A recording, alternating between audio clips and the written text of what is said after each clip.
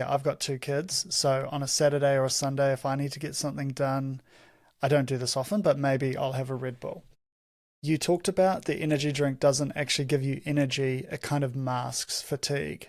So so are we saying there we're just basically compounding the fatigue that you're going to accumulate over a day, 2 days? You're not actually getting any more energy, you're just putting like a cover over the top of what, like your system has already been depleted, so you're just putting a cover or a mask over the top of it. Is that kind of what we're saying there? Yeah, and it's a lot more, I suppose this is simplifying things Yeah. a lot, because there's also a cascade on, cortisol levels. That's a stress hormone.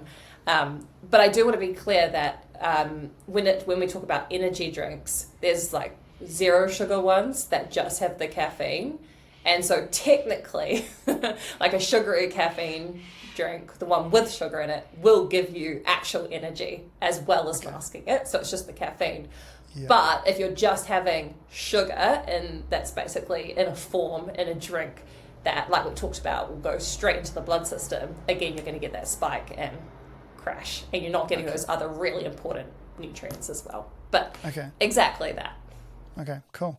And maybe one more example I've got here. It's like a slightly different lunch. Like this is an American lunch, so it's like a little bit different. But they've been lucky, or sorry, we've been lucky enough for them to break it out into an appetizer, a palate cleanser, a main course, and a dessert. So what we've got for an appetizer, here for a construction workers lunch, so we've got a bag of chips, a palate cleanser of a white Monster energy drink. The main course is a roller hot dog with sauce and mustard, and the dessert is a cookie ice cream. So when you hear that, again, sort of probably similar to the first lunch, but any other information that you'd be able to provide around what's happening there in the system to when you're eating that for lunch, and maybe what would be, if you're at maybe the local shop, what might be might be putting on the spot here, but what might be a easier alternative to swap one or two of those things out for? Yeah. So again, I don't know what it was. A roller. A roller dog. It's like they have them in America. It's like the sausage, the hot dog, and it just rolls on this like conveyor belt to keep it warm, basically. Ah, good, good, good. Yeah. Okay. Yeah. So from what I can gather, from what you've just said, if we were to look at it from like a zoom out lens, is that one meal? Yeah. Yeah, There? that would just be your lunch. So a bag of chips, probably quite a few calories in a bag of chips, hot dog and sauce, and again, cookie ice cream, probably a fair few calories in there as well.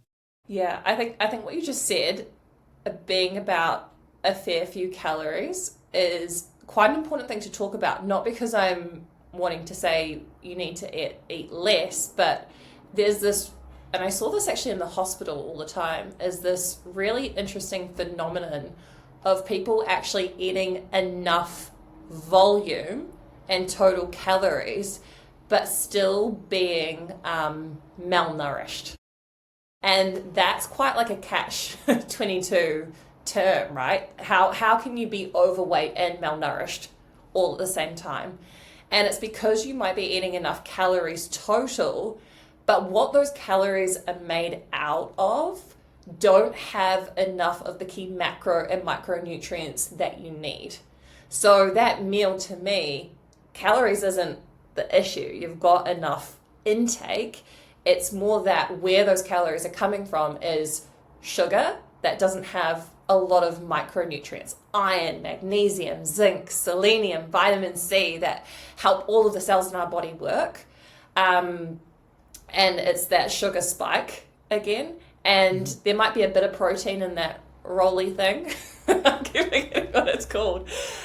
But the roller dog, I don't know why, I've got fruit roll up in my head for some reason. But like there might be a bit of protein in that, but it's processed. So you're getting a bit of protein to repair your muscles, but it's actually causing quite a lot of inflammation in your body, which isn't good for health either. And we're missing, it's also about, I like to think about not just what we need to take away from someone's diet, but what we need to add in. So have we got colours from fruits and vegetables and all the micronutrients that come from there? Have we got fibre, which is the fuel that your gut bugs eat? Have we got enough protein? And from that, it looks like it's just skewed, even though the total's enough, into the wrong areas.